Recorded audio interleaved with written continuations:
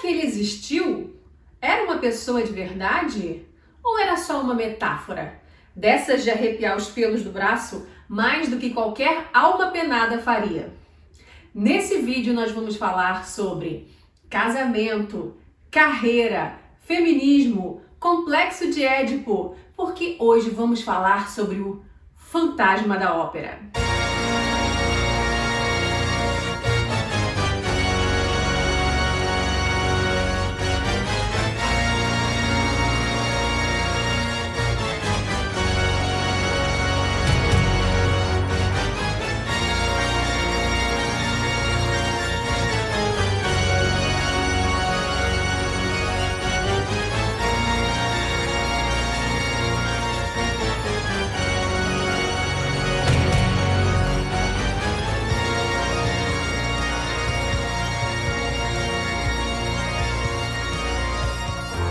Gente, o Fantasma da Ópera, antes dele ser um filme, antes dele ser um musical famoso que já levou milhões de pessoas a assistir, antes dele se tornar essas músicas que você certamente já conhece, ele é um livro.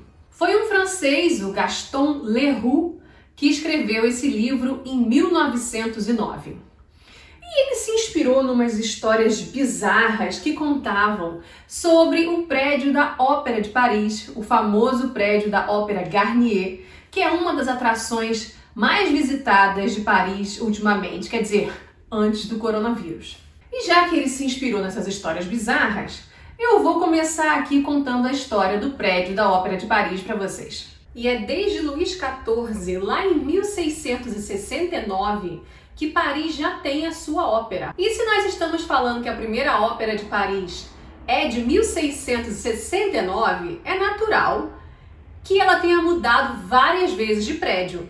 Não só de lugar, mas de prédio e da arquitetura do prédio. A Ópera de Paris que vocês conhecem hoje, ela é o 13º prédio, ou seja, o Palácio Garnier, a Ópera Garnier, esse que vocês conhecem, que foi fundado em 1875, ele é a 13ª ópera de Paris, o 13º prédio destinado a isso. E só nisso a gente já tem aí, né, esse número macabro.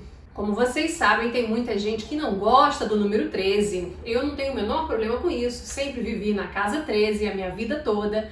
Meu filho nasceu no dia 13, 13 para mim é um número normal. E por que foi construída essa Ópera Garnier? Para isso eu vou ter que te levar na Reforma Haussmann, que aconteceu em Paris entre 1852 e 1870. O Barão Haussmann, ele era um engenheiro que foi chamado para fazer toda a reorganização da cidade de Paris. A Reforma Haussmann, ela é uma reforma que mudou muito da cara de Paris. Quase toda a Paris medieval, com aquelas ruelas estreitas, aquelas casinhas de madeira, muitas na beira do rio Sena ainda com palafitas de madeira. Essa Paris medieval vocês podem ver muito se vocês assistirem aquele desenho animado da Disney, o Corcunda de Notre Dame, vocês ainda veem muito dessa Paris com essa cara medieval.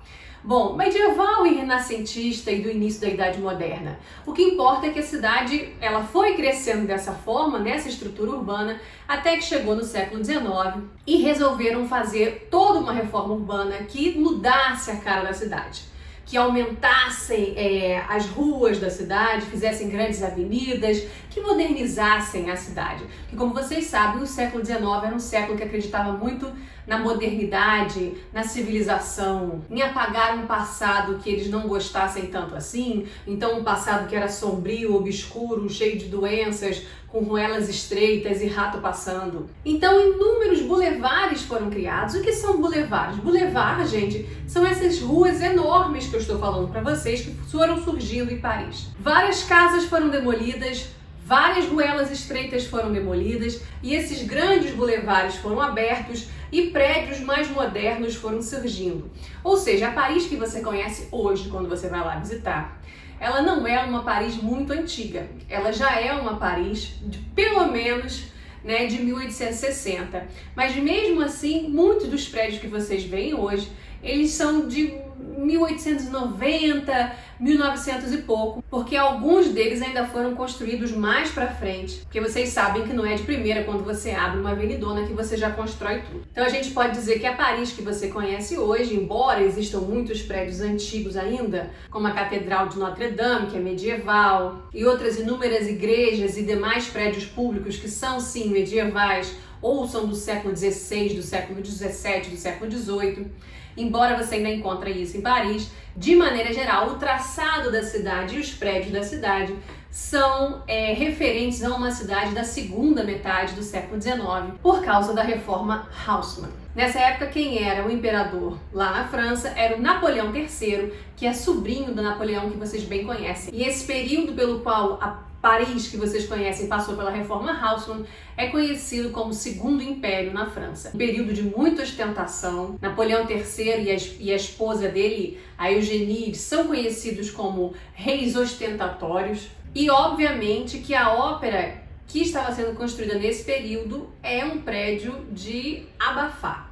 E dentre esses boulevards que foram sendo gradativamente abertos em Paris, um deles é o Boulevard de l'Opéra, ou seja, o Boulevard da Ópera, da Nova Ópera. Tá? É uma rua enorme e que lá no final da rua ela termina no grande prédio da Ópera de Paris, coroando o final da rua. Para ver qual prédio que seria construído, gente, foi feito um concurso, tá, entre arquitetos no período, lá em 1860, 1861, e o arquiteto que ganhou com o desenho que ele fez de um prédio foi um arquiteto chamado Charles Garnier. E o prédio que ele fez, hoje conhecido como Ópera Garnier, é um prédio neobarroco bafônico, um negócio incrível, lindo. As escadarias de entrada para você subir para os primeiros andares dos balcões, onde você assiste, né, na sala de espetáculo, é um negócio lindíssimo, todo de mármore. Existe um corredor lateral lá dentro que parece muito com o Salão dos Espelhos em Versalhes, no Palácio de Versalhes.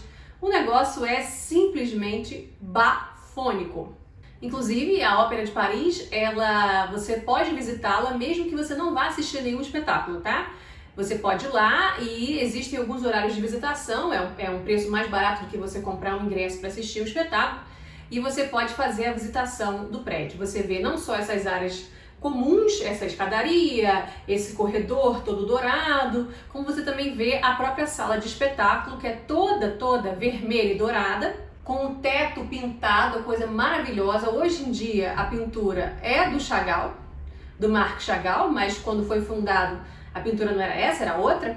Tem o palco lá enorme e no centro da pintura, no centro do teto, no centro da pintura do Marc Chagall, você tem um enorme lustre da Ópera de Paris, que também o próprio lustre é um personagem muito importante do Fantasma da Ópera. Então, como eu falei para vocês, quem ganhou o concurso para que o prédio fosse feito, que fosse construído, foi o arquiteto Charles Garnier, né? Isso foi em 1861. E o prédio da ópera, ele só ficou pronto em 1875, uns 14 a 15 anos de construção. Vocês têm que entender também que demorou bastante, até porque nesse período a obra teve que ser parada algumas vezes, inclusive em 1870, porque houve não só a Guerra Franco-Prussiana, ou seja, a França estava em guerra com a Prússia, inclusive perdeu a guerra, né, gente? Então foi perdido muito dinheiro nesse processo. E logo em seguida a Guerra Franco-Prussiana, quando a França perde, acontece uma revolução em Paris, que é a Comuna de Paris. É uma revolução socialista que acontece ali na cidade, mas inúmeras outras pessoas vêm a morrer, já não bastasse o que já tinha acontecido, né, na Guerra Franco-Prussiana. E nesse período, as obras do Palácio Garnier, né, da Ópera Garnier, elas ficaram paradas. Depois elas acabaram sendo retomadas e a ópera foi inaugurada numa grande festa, num dia de espetáculo, tá, em janeiro de 1875. Vale lembrar que nesse período a França já não era mais uma monarquia, desde a Guerra Franco-Prussiana e da Comuna de Paris, que a França ela já era uma república. Esses acontecimentos, de fato, revolucionaram muito a política francesa. E nesse sentido, o Napoleão III, né, ele que foi aí um dos patronos da construção dessa nova ópera, dessa 13ª ópera que estava sendo inaugurada então em Paris, Ele não conseguiu ver a obra terminada, até porque ele morreu 2 anos antes e no exílio. Ele morreu em Londres, tá? Em 1873. Eu só queria dizer para vocês que quando a ópera foi inaugurada e por muitos anos seguintes, ela não era chamada de Palácio Garnier ou Ópera Garnier. Ela era simplesmente chamada de Ópera Nacional de Paris. Mas acontece que já no final do século XX, aquela ópera já não comportava mais, aquele espaço que vocês conhecem, embora seja enorme, ele já não comportava mais os inúmeros espetáculos que aquela companhia de dança e de música e de cantores que estão ali dentro, que formam, né, os profissionais da Ópera Nacional de Paris, já não comportava mais o número de espetáculos que eles queriam organizar e de outros espetáculos que eles trazem de fora e que se apresentam ali dentro. Então, por causa disso, o pessoal em Paris, lá na França, eles construíram um segundo prédio da ópera, um prédio todo moderno, que fica lá na Praça da Bastilha e por isso que se chama Ópera Bastille, ou seja, a Ópera da Bastilha. A administração é a mesma, né? O diretor é o mesmo, é uma mesma organização dividida, né, em 2 prédios. Eles começaram a chamar esse antigo palácio, esse que foi inaugurado em 1865, de Ópera Garnier, só para poder fazer a diferenciação entre prédios, tá? Então, se um dia você for a Paris e quiser, eu quero conhecer o prédio da ópera, cuidado, eu acho que você vai estar querendo conhecer o prédio original, né? Esse aí do final do século XIX. Então você procure pela Ópera Garnier, para que você não vá parar lá na Bastilha para visitar o prédio novo. Mas se você quiser ir também, vá lá. Mas então, de 1861 até 1875, Paris não tinha uma ópera para chamar de sua, já que eles estavam construindo essa nova? Como é que o pessoal assistia a esses espetáculos que eu falei? Não, gente, existia sim a 12ª ópera, né?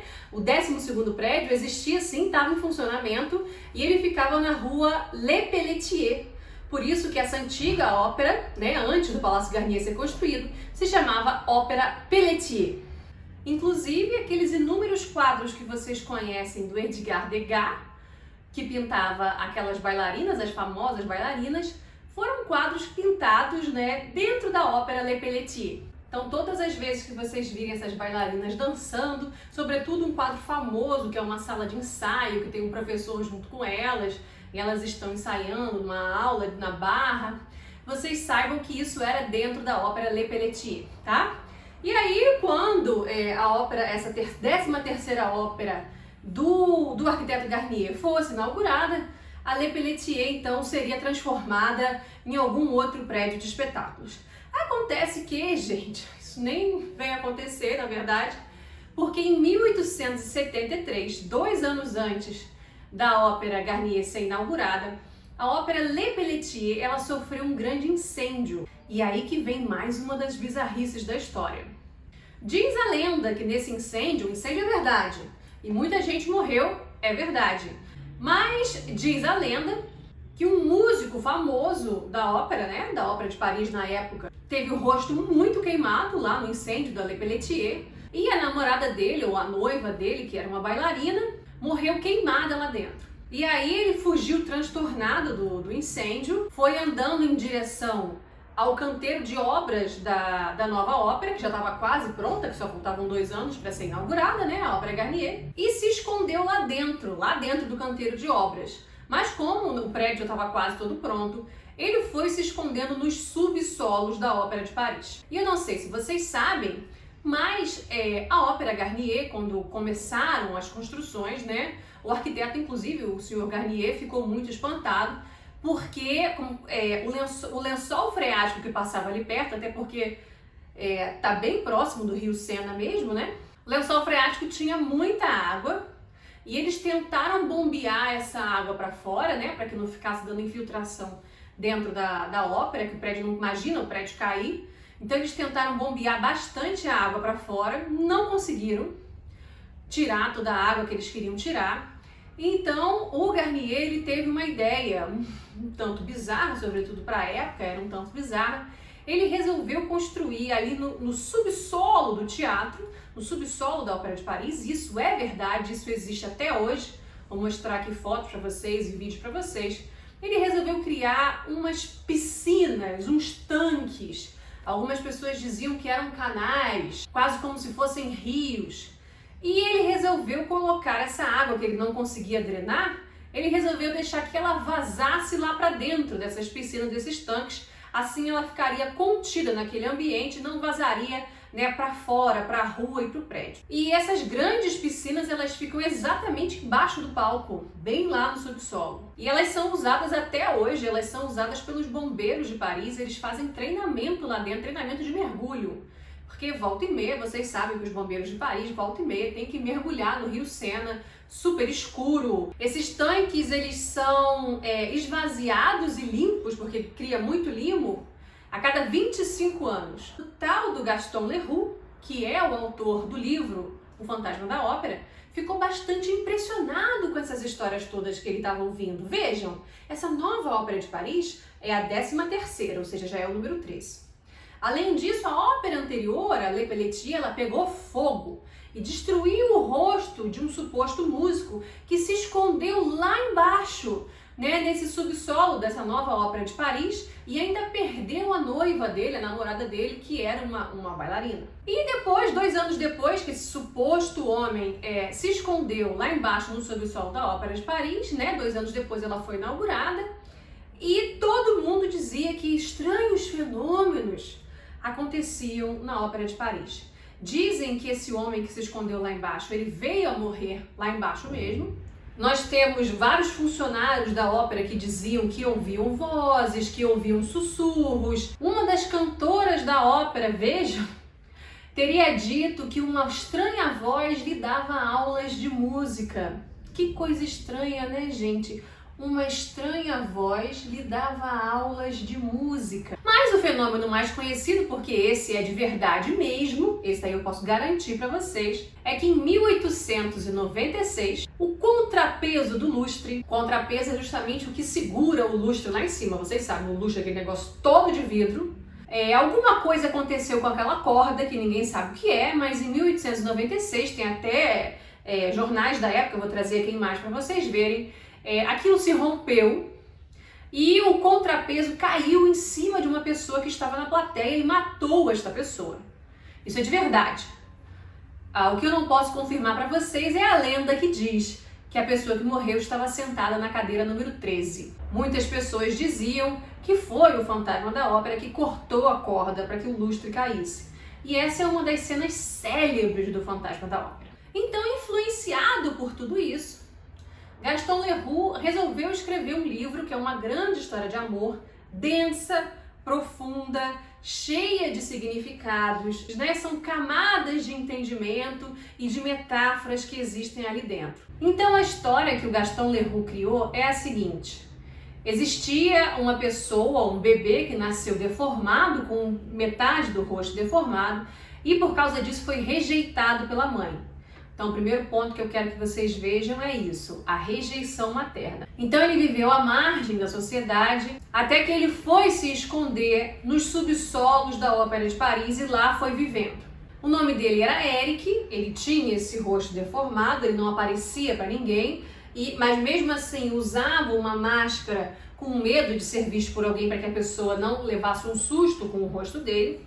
E era um músico muito bom, era uma pessoa que tinha dons artísticos muito bons. E como morava no subsolo da Ópera de Paris, é como se ele fosse uma espécie de fantasma, porque ele por vezes ditava coisas, por vezes ele mexia no teatro para que certas coisas acontecessem conforme o gosto dele. Escolher quem seria a soprano de uma determinada ópera, que música deveria ser tocada sim ou não num determinado espetáculo. Ele ia dando um jeito de ir assustando as pessoas e por vezes, inclusive, matando as pessoas. O fantasma da ópera, ele é um assassino. Ao final da história, ele mata algumas pessoas, para que a sua vontade de artista, de grande alma de artista, de fato fosse respeitada. É como se ele fosse o grande diretor da ópera, na verdade. Uma figura que ninguém vê, um espírito da arte. E ali, entre os músicos da ópera, existia um que era um Spalla da orquestra, um violinista muito bom. Ele tinha uma filhinha pequena, de uns 7 ou 8 anos de idade, já não tinha mais esposa, era ele que criava essa menina. Até que esse espala da orquestra, esse músico muito bom, ele acaba morrendo. Então essa menina que se chama Christine, ela é a personagem principal do livro, assim como o Eric, né? O Fantasma da Ópera também é. Ela vai ser criada dentro da Ópera de Paris. Ela é uma órfã que mora ali dentro. E antes de morrer, quando o pai já estava doente, ele falava para ela: minha filha, o anjo da música vai cuidar de você. Então, se eu falei para vocês que eu queria que vocês prestassem atenção na rejeição materna que o Eric sofreu, eu também quero que vocês percebam uma outra coisa. É a menina que perde o pai, que era a única figura que ela tinha, a pessoa pela qual ela era apaixonada, porque vocês sabem que em psicologia a paixão das filhas pelo pai é uma coisa dada como natural, é normal que isso aconteça, e é um pai que ela perde, mas o pai a deixa sob a guarda de pessoas que existem de verdade e de um tal de anjo da música que supostamente também existe dentro do teatro. E essa menina, essa Christine, ela vai crescer ali dentro e vai se tornar uma das bailarinas, ela é uma das coristas ali daquela ópera. Acontece que de forma secreta, esse anjo da música ensina canto para Christine. Até que um dia, num ensaio para uma determinada ópera, né, tem uma diva da música lá, uma diva da ópera, como elas costumam ser, né? Como Maria Callas foi e outras tantas foram, essas divas que parece que tem, né? O rei na barriga. Ela não estava cantando muito bem, estava muito afetada, e o fantasma da ópera estava lá embaixo nos seus subsolos, tentando fazer com que Christine fosse a pessoa escolhida para cantar na ópera. Até que Christine consegue o ensaio, ela consegue mostrar que ela cantava muito bem, e ela se apresenta, ela finalmente se apresenta como cantora, e canta muito bem. Ela é um sucesso, e uma das pessoas que está lá assistindo ela cantar é um ex-amiguinho dela, um ex-namoradinho dela, o Raul. O Raul, gente, ele é visconde, né? Ele era um cara que tinha um título de nobreza, era alguém que tinha bastante dinheiro, era inclusive um dos mecenas do teatro, e ele reconhece Christine no palco já adulta cantando, e ele fica encantado por ela e volta a sentir tudo aquilo que ele sentia por ela quando eles eram crianças e se conheciam enquanto o pai da Christine ainda era vivo e era um músico famoso.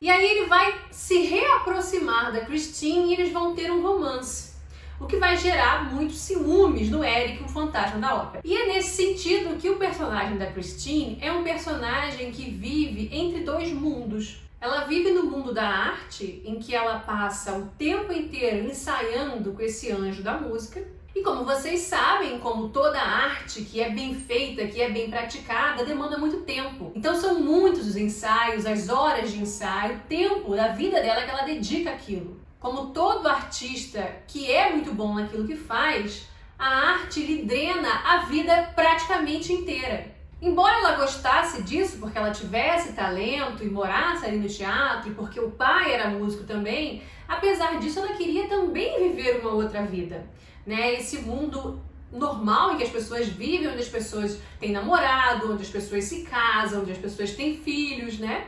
E uma das coisas que a gente tem que reparar é que quando o Raul quer casar com ela precisa abandonar a carreira de artista dela, a carreira de cantora. E vocês podem, hoje em dia, vocês podem se perguntar, ué, mas Ivete Sangalo não é casada?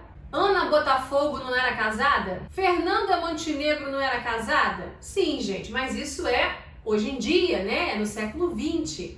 Vocês têm que pensar que no século XIX, uma mulher que fosse casar, que fosse ter uma vida de casada com o marido, e com filhos e com a casa, o marido não permitiria que ela dividisse a existência dela com esse mundo da vida de casada e o mundo da arte. Até porque, como eu falei para vocês, a vida da arte é uma vida que toma muito tempo, que drena muito tempo. Então, hoje em dia, esses casais que vocês conhecem, inclusive a própria Fernanda Montenegro é uma pessoa que era casada com alguém do próprio meio, era um outro ator, né? Mas mesmo hoje em dia, essas pessoas da arte que são casadas com pessoas ditas normais, da não arte, às vezes tem muito conflito. Então, o casamento de Christine com o Raul, esse visconde, isso acabaria com a carreira dela. E obviamente que o anjo da música não permitiria isso. E uma coisa que é interessante no Fantasma da Ópera é que as pessoas se identificam muito com esses três personagens principais. Embora o Fantasma da Ópera seja esse personagem dominador, assassino inclusive, sugador, porque ele não permite que Christine viva outra vida. Para ele, a vida dela tem que ser dentro do teatro, nos ensaios, na dedicação. Inclusive, ele quer casar com ela, ele tenta casar com ela. Isso você pode ver tanto de uma forma real, uma pessoa real que existe ali morando no subsolo do teatro e quer casar com ela, como você pode ver de uma forma metafórica, né? Como se ele fosse de fato um espírito da música, um espírito da arte que quer casar com ela. Apesar disso tudo, as pessoas se identificam muito com a dor que ele sente, porque ele é um personagem de muita dor. Não só porque eu falei para vocês que ele não teve um amor materno, mas quando você não tem um amor materno, é difícil você ter qualquer outro amor ao longo da sua vida. Aquela marca fica, né? Inclusive a marca dele era física mesmo, era no rosto. Então ele é um personagem que chora muito, que se lamenta muito, muito condoído. E as pessoas se identificam com essa dor que ele está sentindo. Além disso, no caso de Christine, ela é uma pessoa que está vivendo problemas psicológicos, eu diria até psiquiátricos.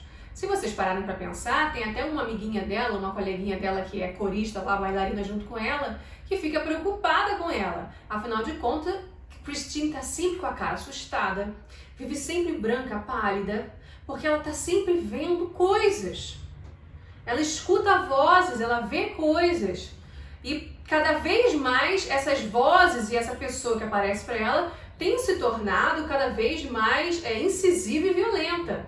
E ela está assustada não só com isso, mas com o fato de que ela é completamente sozinha. Ela não tem mãe e ela não tem pai. E está dividida, né? Ela não sabe direito o que ela quer da vida, porque ela tem essa vida artística, mas queria casar com o Raul e não sabe direito como vivenciar essas duas coisas ao mesmo tempo.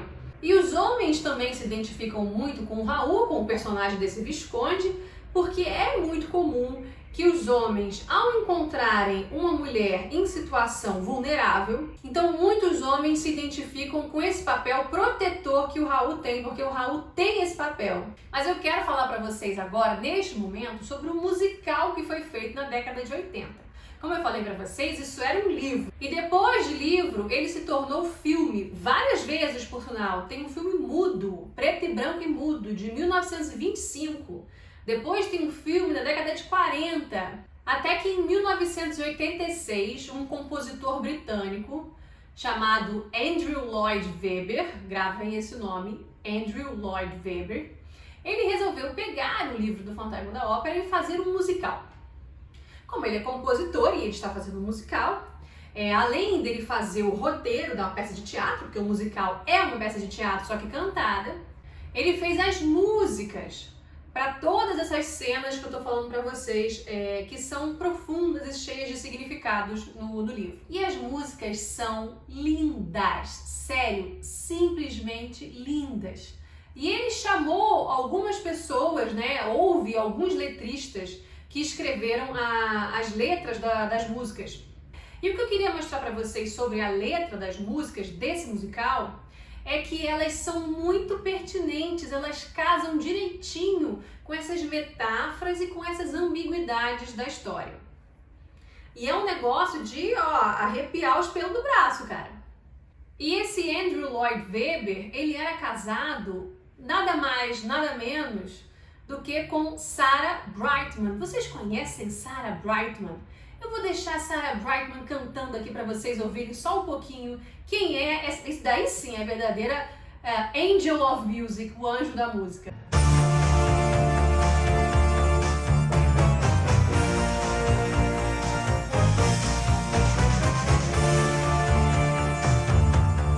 sleep he sang to me, in dreams he came.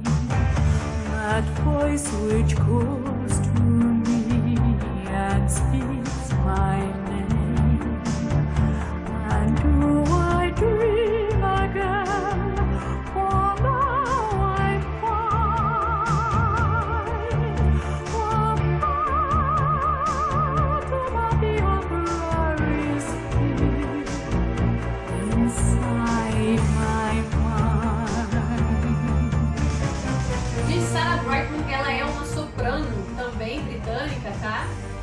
Muito famosa, que fez muito sucesso na década de 80 e na década de 90 e um pouquinho também dos anos 2000. E ela fez bastante sucesso porque, além de ter a voz maravilhosa, cantar muito bem, a mulher era muito bonita. Então, o Andrew Lloyd Webber, que era casado com ela, quando escreveu a personagem da Christine, ele fez as músicas para Sarah Brightman cantar. E ela foi a primeira Christine, foi Christine por muito tempo. E o que eu quero mostrar para vocês é que o Fantasma da Ópera, esse musical, ele é um sucesso, veja, desde 1986. Ele é um sucesso até hoje. São mais de 30 anos que esse espetáculo corre ininterruptamente. Ele não para de ser apresentado noite atrás de noite, tanto em Londres quanto em Nova York, na Broadway, que ele também foi um famoso sucessão. Como agora existe o Fantasma da Ópera no mundo todo, teatros do mundo todo estão toda noite apresentando o Fantasma da Ópera, isso antes do coronavírus, mas eu estou ainda trabalhando no mundo normal, tá? E algumas músicas são realmente muito maravilhosas. E uma das que eu mais gosto é a música que mostra justamente essa metáfora e ambiguidade do que é o Fantasma da Ópera. Agora prestem atenção.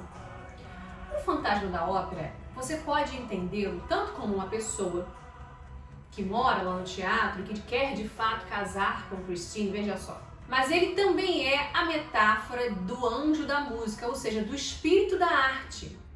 Ele é o espírito da música, o espírito do teatro, o espírito da arte. E para você aí que faz teatro, que faz cinema, que faz dança, que é músico, né, qualquer um desses métiers, vocês certamente poderiam ser dominados pelo espírito da arte tão facilmente quanto Christine foi. E vocês também podem viver essa ambiguidade do que é tanto gostar da profissão, mas saber o quanto que ela te arrasta e te drena do mundo considerado normal. Então você pode imaginar o Fantasma da Ópera tanto quanto uma pessoa que existe, quanto alguma coisa que é metafórica e que só existe na cabeça da Christine. Porque essa coisa que domina ela por dentro tanto pode ser vista como o espírito da arte, como também pode ser visto como o espírito do próprio pai. E eu vou mostrar para vocês como isso acontece em vários momentos, tanto do livro, né, como agora a gente está trabalhando aí com o espetáculo. Eu não queria ficar fazendo aqui tradução de música, porque eu sei que isso é uma coisa brega, entendeu? Mas eu vou ter que fazer para vocês para poder mostrar como a música se casa perfeitamente aí dentro das metáforas.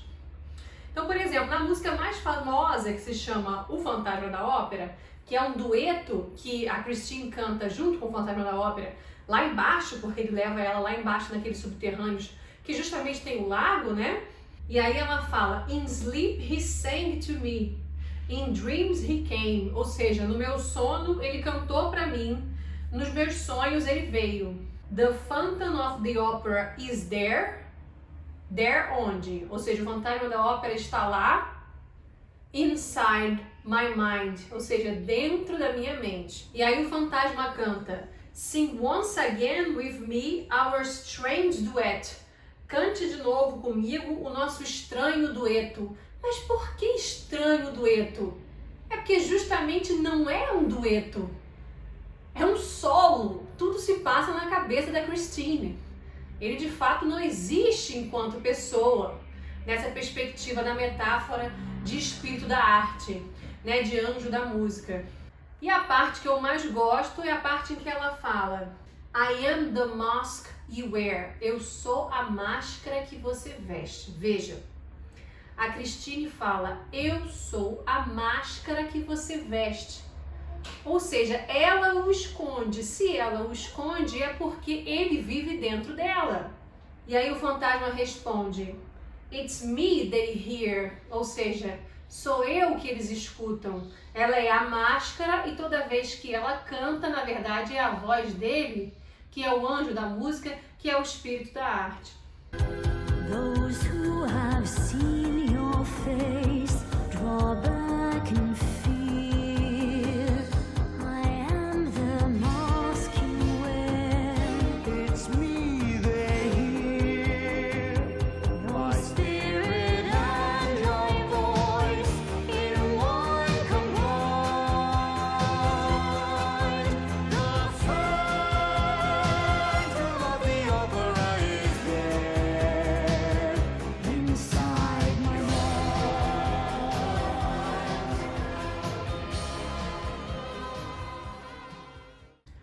Mas a música que mais faz sucesso nesse musical do Fantasma da Ópera é o dueto, a música de amor, em que a Christine canta junto com o Raul, o Visconde dela. O nome da música é All I Ask of You, Tudo o que eu peço para você. Mas mostra bem como a Christine estava vivendo essa dualidade e como ela estava vivendo um pouco em depressão. Porque o Raul diz para ela: No more talk of darkness. Ou seja, sem mais essas de me contar histórias de escuridão, né? Forget these wide-eyed fears. Esqueça esses olhos de medo. I'm here.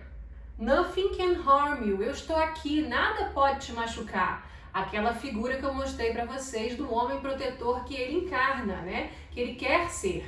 Ela fala: Say you need me with you now and always. Diga que você precisa de mim agora e sempre.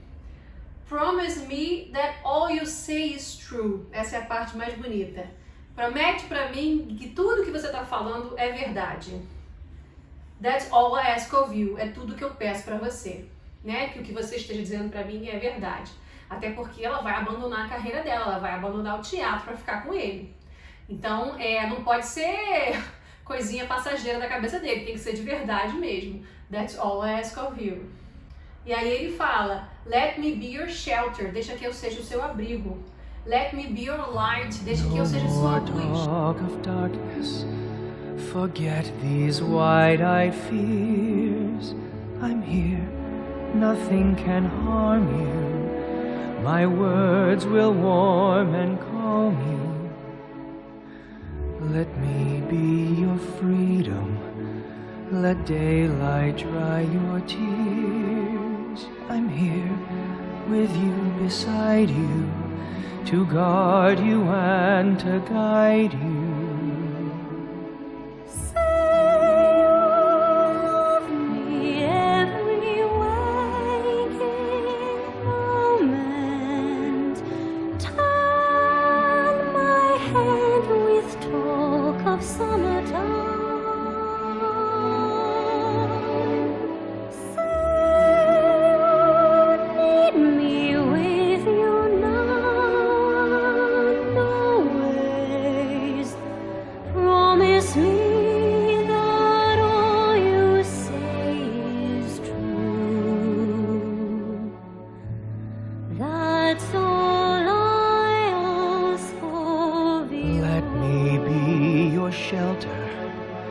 Let me be your light, you're safe, no one will find you. Your fears are far behind you. All I want is freedom, a world with no more O noise. fantasma da ópera escuta isso, fica revoltado, fica morrendo de ciúmes. Ele canta uma mesma versão da música sozinho, com outra letra e chorando.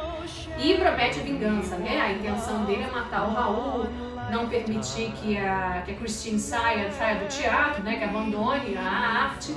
E uma coisa que é interessante de ver é que, além de simbolizar esse espírito da arte, a outra simbologia do fantasma da ópera é o fantasma do próprio pai da Christine. Porque como o pai da Christine era músico e queria que ela fosse ensinada pelo anjo da música e ficasse sob guarda do anjo da música, isso não deixa de ser a vontade, o desejo de um pai já morto, que vive dentro dela. Não só o pai vive dentro dela, assim como o fantasma da ópera vive dentro dela, como o desejo, o finado desejo do pai vive dentro dela. Então ela está traindo não só o fantasma da ópera, né, esse espírito da arte, como ela está traindo também o espírito do pai, o desejo do pai, a vontade do pai. O que de certa forma mostra também a depressão dela e a dualidade dela, porque também está traindo um pouco o que ela é. Afinal de contas, ela passou a vida inteira dentro de um teatro para ser uma artista. Se ela vai abandonar tudo isso, ela está traindo o espírito da arte, o espírito do pai e ela mesma. E é por isso que uma das cenas mais bonitas do espetáculo, né, da Broadway, ou que você pode ver em Londres ou qualquer outro lugar, e também do filme, o filme não esse de 1925 ou da década de 40 ou da década de 60, mas o filme de 2004, se eu não me engano, do Joel Schumacher, que é um filme muito legal, eu acho que é mais fácil de vocês encontrarem. Uma das cenas mais bonitas desse filme é justamente quando a Christine vai ao cemitério onde o pai dela está enterrado para poder cantar para ele e dizer o quanto que ela está dividida e o quanto que ela sente falta dele. E isso daí, gente, olha, mas eu lembro que eu chorei tanto, chorei horrores. Isso aí, se você tem pai vivo, se você tem pai morto, se você não teve pai porque seu pai não quis te reconhecer, te abandonou, seja lá o que for, não importa. Se seu pai é um amor de pessoa, tá aí do teu lado até agora, não importa. Isso é uma das cenas em que as meninas ficam mais tocadas assistindo. Too many years fighting back tears. Why can't the past just die? Wishing you were somewhere here again. Now we must say goodbye. Try to forgive. Teach me to live. Give me the strength to try. Mas aí, gente, o que importa é que o fantasma da ópera não consegue matar o Raul, tá? O fantasma da ópera, ele parece ser derrotado e tem que fugir, ele some, ele desaparece. Embora muita gente no teatro morra, porque o fantasma da ópera vai fazer coisas no teatro. Falei pra vocês que o lustre vai cair e outras coisas mais vão acontecer. Mas o que importa é isso, o Raul consegue vencer o fantasma da ópera e ele se casa com a Christine. A Christine abandona, infelizmente ela abandona, ela não tem como conciliar, ela abandona a carreira dela de artista e se torna esposa e mãe. E eles vivem muitos anos juntos. E aí, quando os dois estão bem velhinhos, a Christine acaba morrendo antes do Raul. E aí ele tá bem velhinho, indo no cemitério para visitar o túmulo dela. Deve ser aniversário de um mês de morte ou de um ano de morte, não sei. Mas ele tá indo no cemitério visitar o túmulo dela. E como vocês sabem, que vocês devem ter visto imagem aqui o tempo inteiro, as marcas do fantasma da ópera são essa máscara branca que ele usa na metade do rosto e a rosa vermelha que tá sempre com ele, né? Inclusive, por vezes, toda vez que ele visitava a Christine, ele deixava a marca dele, que era uma rosa, que ele deixava no quarto dela ou coisa semelhante. E aí o Raul vai visitar, né, o túmulo da Christine, a primeira vez que ele está indo lá. E aí quando ele chega perto do túmulo, o que tem em cima do túmulo? Gente, mas é de arrepiar o negócio. O que é que tem em cima do túmulo? É a rosa vermelha do fantasma da ópera. E vocês sabem o que isso significa? Significa que ele esteve lá antes.